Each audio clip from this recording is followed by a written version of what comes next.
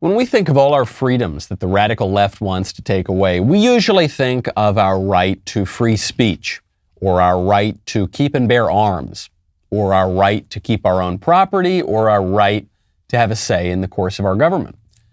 All of those things are at risk. But the radicals, who are emboldened after a successful year and a half of grabbing power, are now after an even more fundamental right, even more fundamental than all of those, and they're not even hiding it. Major Democrats in this country, including the governor of Virginia, are now claiming that parents have no right to raise their own kids. The parents had the right to veto bills, veto books, Glenn, not to be knowledge about it, also take them off the shelves. And I'm not going to let parents come into schools and actually take books out and make their own decision. You vetoed it. So, yeah, I stopped the bill that I don't think parents should be telling schools what they should teach. Yeah, I don't think parents should be telling schools how their children should be educated from the age of 5 to 18. Or really now it's more like 3 or 4 years old until what? Until you're out of college, 22, or graduate school, or your PhD. I don't think parents have any right to determine how kids are educated for 20 some odd years of their life. According to Democrats, you no longer possess that right, the right to raise your own children. Turns out the people of Virginia don't like that very much, as they made clear last night at a Loudoun County School Board meeting. I'm Michael Knowles. This is The Michael Knowles Show.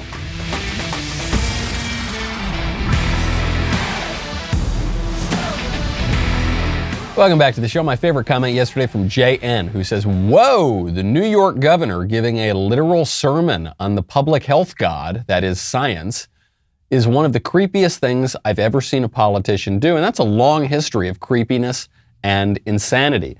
I agree. It reminds us of something that has always been true. All politics is religious.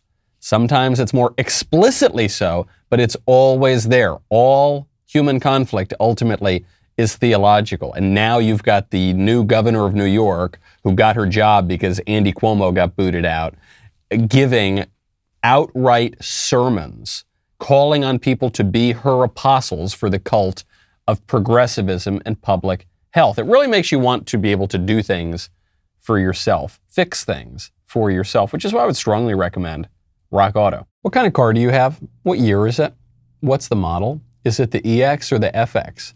Is it the coupe, or is it the 4-door, or is it the this, or is it the that, or is it? Do you like being peppered with all these questions? I certainly don't. Once you give the answers to these questions, if you even can, you know what the next thing you're going to hear is in the brick and mortar auto parts store? Okay, I'm going to go in the back, see if we have the part. You know what else you're going to hear? Oh, we don't have the part. And then they go online, probably to rockauto.com. They order the part. You got to wait a few days. You got to pay twice as much. Why would you do that? You could just go to rockauto.com. The catalog is so easy to navigate. Even I can navigate it. The prices are reliably low. Same for pros and do-it-yourselfers. Family company serving auto parts customers online for 20 years. It's a no-brainer. Go to rockauto.com right now. See all the parts available for your car or truck, and then write Knowles, Knowles, in their How Did You Hear About Us box so they know that we sent you. When I did my book, Reasons to Vote for Democrats, a comprehensive guide, #1 best-selling blank book, about 4 years ago, still selling like hotcakes, by the way, so thank you to everyone who's giving the gift of knowledge to themselves and their friends. When I did that book, some people gave me the title King of the Trolls, okay? And Vanity Fair called me a dapper lib-triggering troll, and they thought that this blank book was a really good troll. And I agree, it was fun, I enjoyed it. I may need to relinquish my crown. I may need to hand my crown to a colleague of mine. That would be Mr. Matt Walsh, who wanted to go speak at a Loudoun County School Board meeting. This is a school board meeting in Virginia. But he doesn't live in Virginia. It's not a big deal. You can go to public school board meetings. Except that when the school board found out he was going to go, they had a requirement that you had to be a Virginia resident. So what does Matt do? Is he deterred? No, he just rents an apartment in Virginia. Then he goes there, and he shows up last night, and they pulled a bunch of other shenanigans to try to keep him out, limit what he could say, not stream the speech. But there was a big rally outside. And Matt gets up there. Matt, who... I guess he's lived in Virginia for a few days now. I'm not sure how much longer he's going to live in Virginia. He has really only lived in Tennessee for some months now. And we're actually kind of new to the South in general. But Matt gets up on the back of a pickup truck to give a speech, and the people there chant, all the parents in Loudoun County, "Welcome home, Matt." Thank you. Welcome home, Matt. Welcome home, Matt. Thank you so much. Well, maybe it's not even Matt who gets King of the Trolls. Maybe it is the concerned parents of Loudoun County, because they got it. They went along with it. Matt got to go say his piece. I'm glad he did. Obviously, I think the message was clear. Who cares what anyone said in the room? The fact that there was a major rally outside of the school board meeting, frankly, that's all you need to know about sending the message to the school board. But to me, what's more interesting than the critical race theory curriculum or the kind of radicalism in the schools, or what's more interesting even than Matt going and showing up there, are those parents who are outside, who are cheering on a recent resident of Tennessee who got a place in Virginia for a couple of days. They say, "Welcome home, Matt," and they're playing along. What it shows me is politics is no longer local in this country. There was an old expression, Tip O'Neill, former Democrat Speaker of the House, used to say, "All politics is local." And that was common sense in America for a very long time. I don't think that is the case any longer. Occasionally, I'll go to a small town. I mean, I travel all over the country. And when I'm in a small town, I don't always even see a local paper anymore, but sometimes they'll still have a local paper, and I find it so refreshing. It reminds me of what the country used to be like 20 years ago, not that long ago. And it's got the local head of the community, and he's writing about the local issues, and we just don't see that a lot anymore. Increasingly, the issues that preoccupy our time, even in small town America, are national issues. You see this in Loudoun County. It's not just that there's some weird, creepy thing going on in the schools there that's particular to Loudoun County. It's that this creepy thing is going on in the schools all over the country, and that would be the critical race theory curriculum. That would be the radical gender curriculum. And so you can have a national conservative media figure like Matt Walsh come in there, and he's welcomed like a hometown hero. This is partially, I think, technological, because you've got the proliferation of the internet and ways to connect to people now who might be on the other side of the country or on the other side of the world. But also, you've got a breakdown of the local community. So as our local governments, local voluntary associations, the Lions Club and whatever, as the local churches, even as the family breaks down, people move away, people have other unusual sorts of family arrangements, people are living on their own more. As that happens, it's not that we're no longer going to have community, we're just going to have different kinds of community. So now, these parents in Loudoun County have much more in common with Matt Walsh than they do with any member of their school board. And I'm not saying this is a good thing or a bad thing. I'm saying this just is politics now. And so if you want to undertake effective political action, you've got to recognize that and go on that. And by the way, the parents of Virginia have been somewhat effective. There actually is some good news here. In Fairfax County, 2 books have been removed from the Fairfax County public schools after a parent gave a dramatic reading of the graphic passages from some of these books. So the books are Gender Queer by Maya Kababi and Lawn Boy by Jonathan Evison. According to one parent, both of these books include pedophilia, sex between men and boys. The illustrations include fellatio sex toys, sex with someone you love, to quote Woody Allen, referring to individual acts, and violent nudity.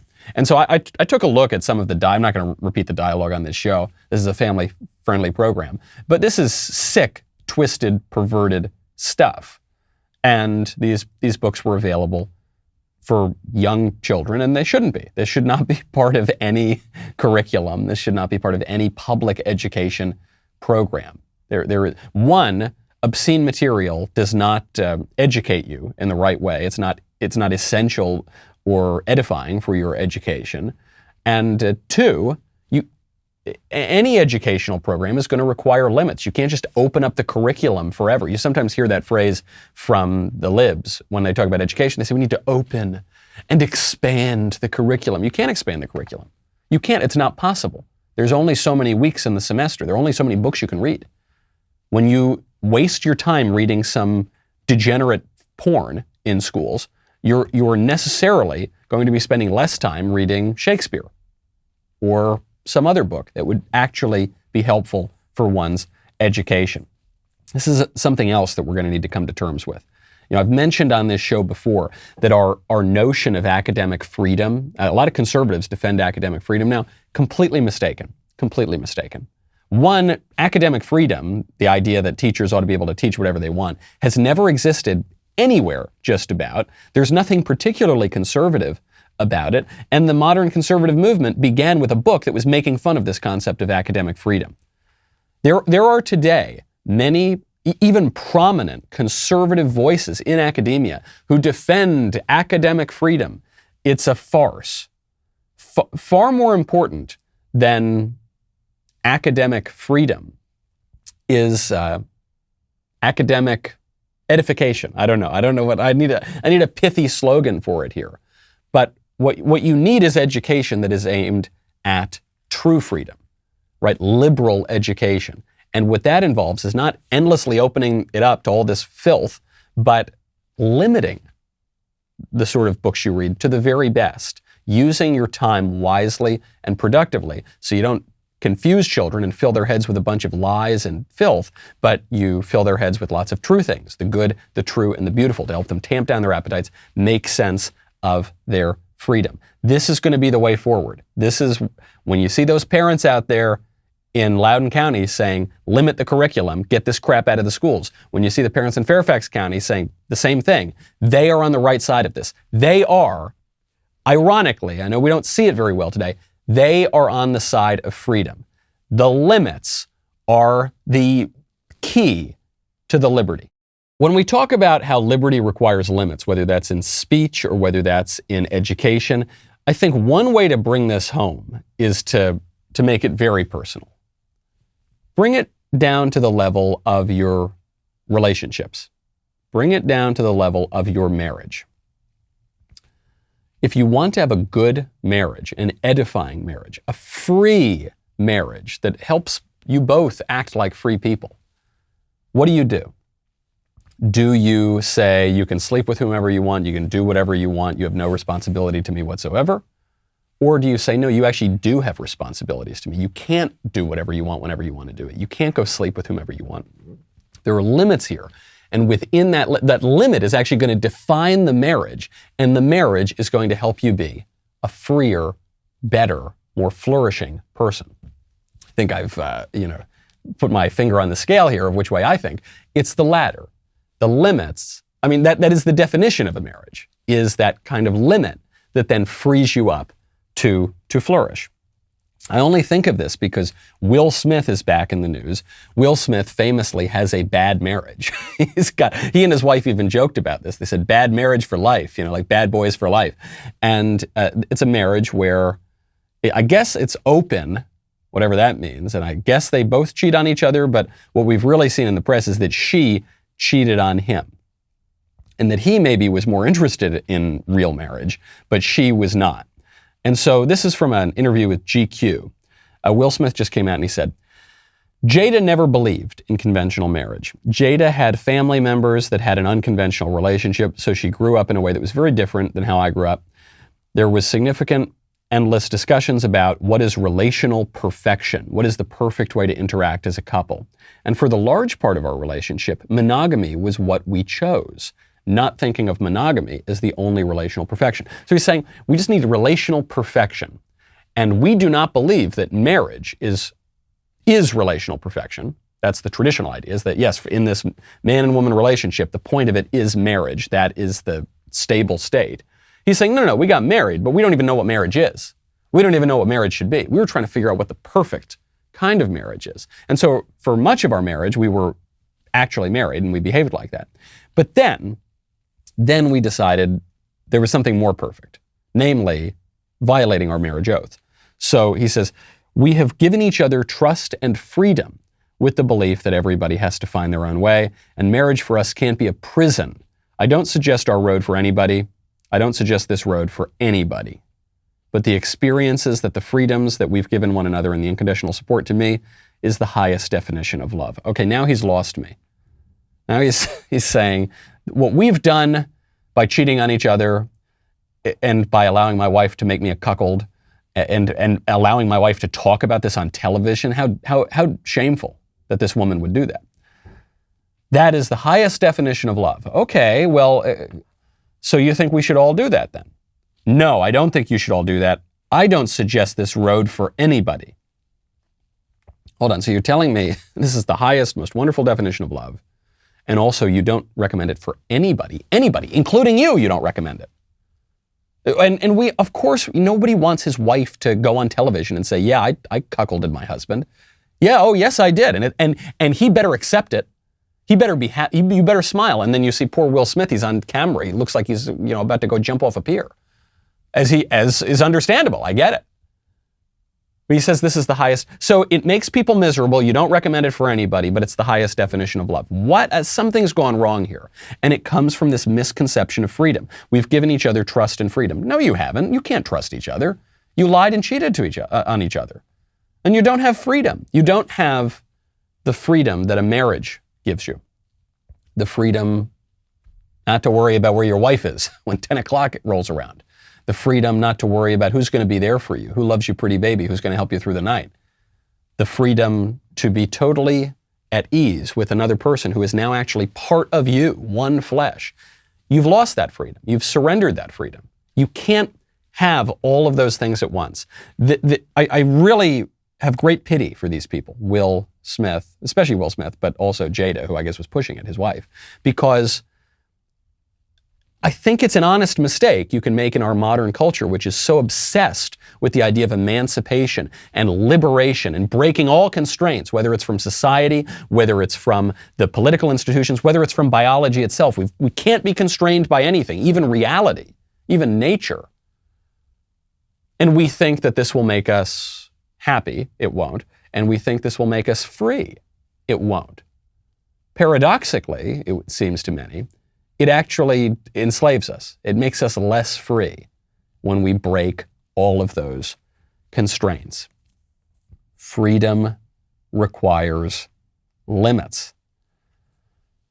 Speaking of limits, you can see how Democrats sometimes take this, leftists take this in the other direction, because limits can enslave you. Limits can liberate you, and like the meter and rhyme scheme of a poem can liberate the poet to create great art, so too limits can constrain you, like chains and slavery. So what you need to find are just limits. You need moderation, you need justice, you need prudence. These are virtues that we don't really talk about all that much anymore, but they're essential to understanding this.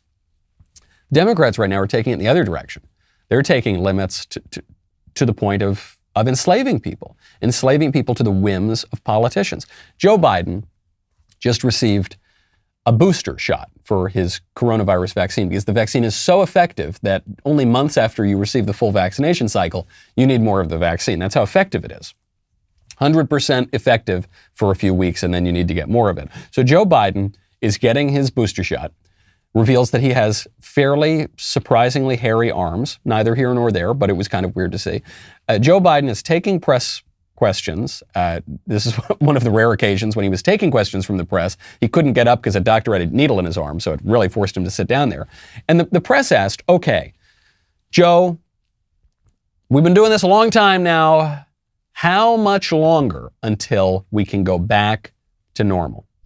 How many Americans need to be vaccinated for us to go back to normal? Like, what is the percentage of total vaccinations that have to be deployed? Well, I think we get the vast majority, like is going on in some industries and some schools, 97, 98%. I think we're awful close. But I'm not the scientist. I think, but one thing for certain, a quarter of the country can't go unvaccinated and us not continue to have a problem. 97, 98% vaccination, that's when we can go back to normal? You're never going to get that. You're never going to get anywhere near that. 97. And there's no reason even to believe those numbers. 582 days ago, we were told 15 days to slow the spread. 582 days ago. Then flatten the curve. Then find a cure. Then we found a cure. Then make the cure available. The cure was made available. Then get people their shots. Okay, a lot of people got the shots. Then get people another shot because the cure was apparently not as effective as people said it was. Then. Now, 98% need to get vaccinated. By the way, let's say that 98% of people got vaccinated, which won't happen. They're not going to be vaccinated for very long. The vaccine doesn't last that long. That's why Joe Biden was just getting the third shot when we were told there were only 2 shots that you needed. He was getting the third shot within months of getting the second shot. So you'll never get there. Okay, we got 98% have had their third shot. And so, but unfortunately, only 42% have had their 4th shot. So we just, look, Jack, look, Corn Poppy Jack, come on. Come on now. Come on now. We just need to get 99.7% need to get their 10th shot. All right, Jack, and I'm not a scientist, but then we can get back to normal. I'm not joking around, okay? Come on, man. Come on, wake up. It's just a freaking farce at this point. These people are just taking away your freedom and your way of life and your traditions. And it can happen both ways, okay? You can lose your freedom when the politicians outright come and take it, and you can lose your freedom when you are incentivized to surrender your freedom yourself, to surrender your freedom to your lusts and your base passions and your appetites. This is why self-government requires that you can govern yourself. It means working on yourself, disciplining yourself. And if you want to do that, I would strongly recommend you check out Planet Fitness. You know, in my wayward youth, I was not particularly interested in my physical fitness. Okay, it's just something that I kind of ignored. I never really cared about. Then I had a kid. And my kid, he's crawling around everywhere. He's getting bigger and bigger every day. I got to make sure I can lift him up. It's very important to make sure that you are fit. Whether you're a young parent, whether you're just a young person in general, whether you just want to feel good, work out your stress, get back to feeling great, I would strongly recommend Planet Fitness. Join the judgment-free zone today for just $10 a month. Get tons of cardio and strength equipment in those clean, wonderful clubs with free fitness training, plenty of room to move. You can go at your own pace, get back to a routine that works for you, all for just $10 a month. $10 a month. There are coffee drinks that cost more than $10. Go right now, check out the crowd meter in the free PF app for the best time to visit. Don't wait. Join any of the 2,000 plus locations today, in club, online, or on the app. See the club for details. Go check out Planet Fitness today. Also, this October, not only will Backstage be live and on stage at the famous Ryman Auditorium right here in Nashville, we're also giving one lucky member a chance to win 2 VIP tickets to get front row seats. Not just that. The winner will receive a $1,500 gift card to cover travel expenses, a meet and greet with the Backstage hosts, and so much more. Tickets for the Ryman Show sold out already. They sold out very, very, very quickly. So thanks to everyone who signed up, and I'm sorry to those of you who were not able to get tickets. This is your chance, though. This is your one chance to get in on the action. You can enter when you go to dailywire.com/subscribe. Join one of our membership plans with the code BACKSTAGE for 25% off your membership. If you're already a member, you will be automatically entered. Hurry, because tomorrow is the last day to enter. We'll be right back with a lot more.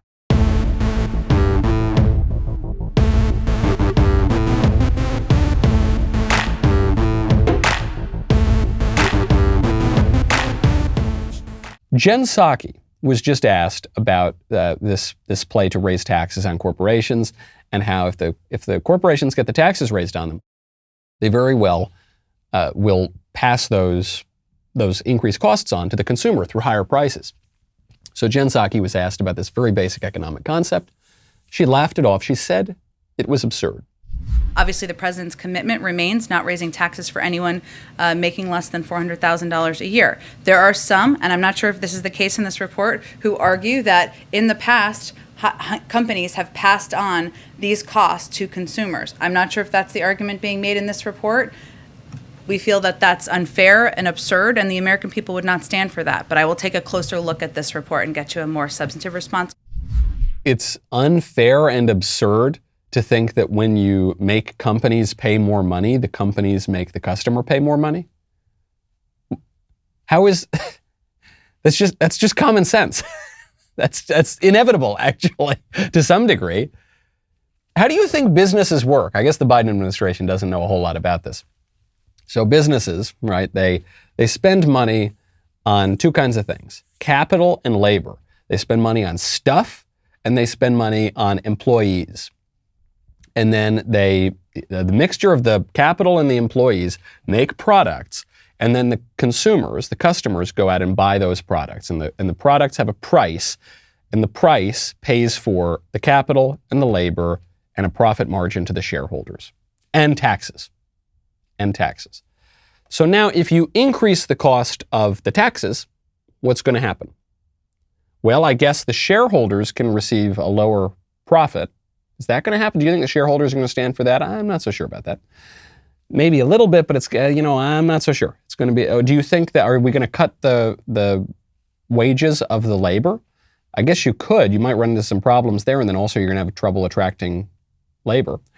Are you going to pay less for capital, like for the stuff, for the machines, for the capital expenditures? Well, the prices on that probably are not going to change. If we're raising taxes on the businesses, actually, those are probably going to go up. So the money's got to come from somewhere. Where's the money going to come? Either it's going to come from the shareholders, or it's going to come from the customers, or it's going to come from both, which seems fairly likely. But the idea that customers are going to be completely insulated against higher prices when you raise taxes on business, that is absurd.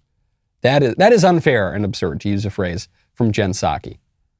And even, look, I don't even care that much about economics. Okay, I think we've looked at our politics through too narrow an economic lens for far too long. So I'm willing to talk about these kinds of things and being a little more creative with the way we view the relationship between the economy and the politics. But this does require some very basic economic literacy, doesn't it? Which the Biden administration seems not to have, which is why prices on just about everything you're buying right now are going through the roof as a result of Bidenflation. Even Jen Psaki, though, now, who is doing her best to flack for her boss, even Jen Psaki is admitting that Joe Biden has not been entirely forthright. He's not been entirely honest in the statements that the White House has put out, notably on Afghanistan. So you remember, on Afghanistan, Joe Biden said, the position of the White House was that Joe Biden followed the advice of his top advisors and generals in withdrawing from Afghanistan. They all told him this is what you should do, and then he did it, so don't blame Joe Biden when things went wrong. Jen Psaki now admits that that was not true. The president said his military commanders were split. We now know that the chairman of the Joint Chiefs of Staff, General Milley, the head of CENTCOM, General McKenzie, and the commander on the ground, General Miller, all recommended that the president keep 2,500 troops. So who in his military advisors told him it'd be fine to pull everybody out? I'm not going to get in specific details of who recommended what, but I would reiterate a little bit of what I conveyed before, which is that there were recommendations made by a range of his advisors, something he welcomed, something he asked them to come to him clear-eyed about, to give him candid advice. What is also clear, though, and I'd also note again what Secretary Austin said today, is that was not going to be a sustainable over the long-term troop presence. We were always going to look at escalating the numbers, at potentially going back to war with the Taliban, at risking casualties. That was not a decision the president was going to make. But of course, he welcomes advice. He welcomed advice. Ultimately, it's up to the commander-in-chief to make a decision. He made a decision it was time to end a 20-year war. So I agree with that last part, and I think she's probably telling the truth in that last part, and I think the last part is smart. Yes, it is up to the commander-in-chief to run the country. It's up to the president. It's not the generals who get to run the country. Nobody elected the generals. It's the president who gets to run the country. Okay, I agree with that. It's the first part I don't agree with. The first part, this might be the first time that the White House has just gotten caught in an outright lie. Like an outright lie. They said that at least some of the top advisors, and really it's even more than that, told Joe Biden it's totally fine to pull out of Afghanistan. Everyone's on the same team. And they went out there with that message, and that message was not true because the top generals in our country testified yesterday that they told Biden to keep a small troop presence there. A couple of thousand troops, the number of troops that were there. And so this is where the credibility really, spinning is one thing, or defending the decision is another thing. I actually kind of defend the decision too, in the sense that the civilians get to run the country. But when you lie through your teeth to the American people, that diminishes your credibility and it diminishes our trust in our basic institutions of government.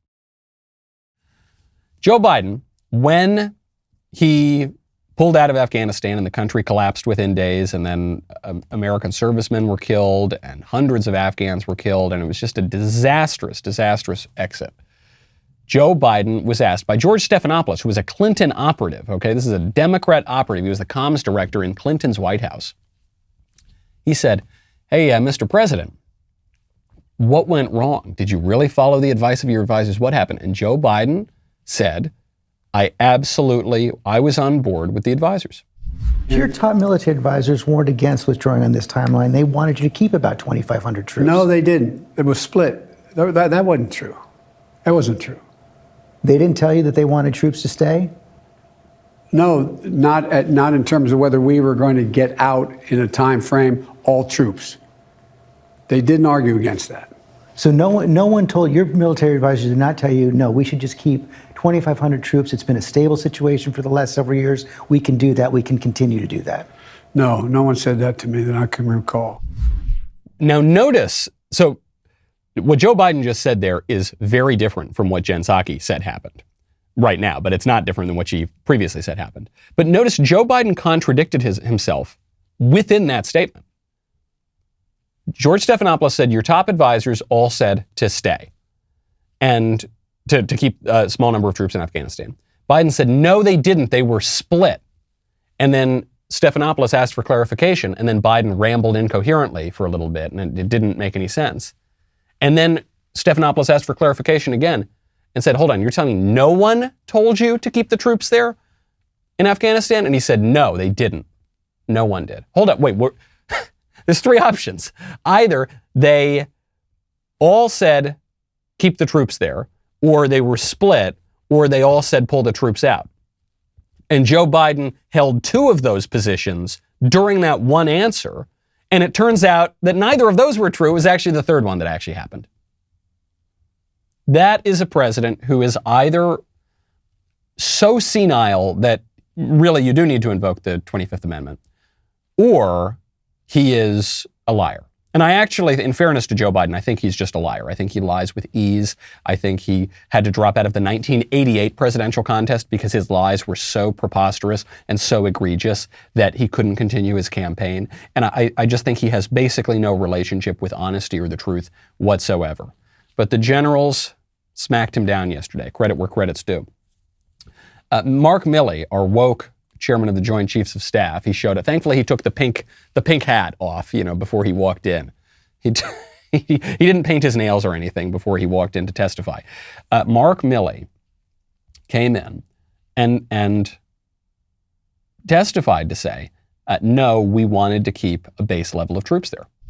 But I'd ask General McKenzie, did you agree to the recommendation that General Miller had 2 weeks ago? Senator, again, I won't share my personal recommendation to the president, but I will give you my honest opinion, and my honest opinion and view shaped my recommendation. I recommended that we maintain 2,500 troops in Afghanistan, and I also recommended earlier in the fall of 2020 that we maintain 4,500 at that time. Those are my personal views. I also have a view that the withdrawal of those forces would lead inevitably to the collapse of the Afghan military forces and eventually the Afghan government. Yes, so I understand that. And General Milley, I assume you agree with that in terms of the recommendation of 2,500? What I said in my opening statement and the memoranda that I wrote back in the fall of 2020 remained consistent, and I do agree with that. And I'm confident that the president heard all the recommendations and listened to them very thoughtfully. So very important. This was a little Milley sandwich. You had General McKenzie on the first part, and the third part, and then Milley was there. So in the first part and the second part, they're both saying, yes, our recommendation was keep a couple thousand troops or a few thousand troops in Afghanistan. Now, the third part's important here with McKenzie because maybe Joe Biden didn't hear it. Maybe Joe Biden never got that advice. Maybe it never made it up to the president. Maybe he wasn't paying attention. McKenzie says there, no, he was. He heard it. He thought about it. He did process what we told him, and he ignored it anyway. Now, I don't want to let Milley off the hook. All right, just because Milley did a good thing here, I want to let Milley off the hook. Don't forget, Mark Milley is someone who, when Donald Trump was still the president of the United States, Mark Milley called China, the top generals in China, and said, if Trump orders an attack, I'll give you a heads up. This is according to a new report, and Milley hasn't really denied it, so I think there's no reason not to believe it. So Milley subverted civilian control of the military, subverted the chain of command, and now he's got to answer for that. He doesn't have a very good answer. By law, I am not in the chain of command, and I know that. However, by presidential directive and DOD instruction, I am in the chain of communication to fulfill my legal statutory role as the president's primary military advisor. After the Speaker Pelosi call, I convened a short meeting in my office with key members of my staff to refresh all of us on the procedures which we practice daily at the action officer level. Additionally, I immediately informed Acting Secretary of Defense Miller of Speaker Pelosi's phone call. At no time was I attempting to change or influence the process, usurp authority, or insert myself in the chain of command. Oh yeah, then why did you call the Chinese and said you give them a heads up if the president of the United States orders an attack? Why are you corresponding and colluding with Nancy Pelosi? Why are you leaking information if you're not trying to usurp? Of course you're trying to usurp power. Please, if you're going to do it, please at least do not urinate on the collective leg of the American people and tell us that it's raining. Please, at least have the integrity to tell us what you're doing. This is what you're seeing all around the country, from the military, from Washington, D.C., all the way to these local governments, all the way down to the school board. You were seeing a usurpation of power, a disorder of the system. Teachers, administrators, politicians telling parents they can't raise their kids. The military telling the civilian leaders, the elected officials, no, you don't get to run the country. You don't get to run the military. I think if we want to have a truly free country, we've got to impose limits and order on the people who are exceeding their just bounds within our traditional political system. We need to rein things in, have a little temperance, have a little prudence, have a little bit of justice. That means for some people, giving them a little bit more freedom to move around, and for some people, reining them in. I'm Michael Knowles. This is The Michael Knowles Show. I'll see you tomorrow.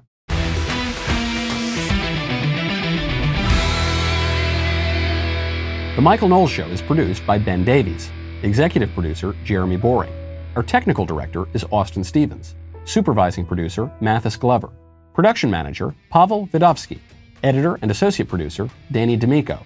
Associate producer, Justine Turley. Audio mixer, Mike Coromina. And hair and makeup by Cherokee Hart. The Michael Knowles Show is a Daily Wire production. Copyright Daily Wire 2021. On the Matt Walsh Show, we talk about the things that matter, real issues that affect you, your family, our country, not just politics, but culture, faith, current events, all the fundamentals. If they matter to you, come check out the show.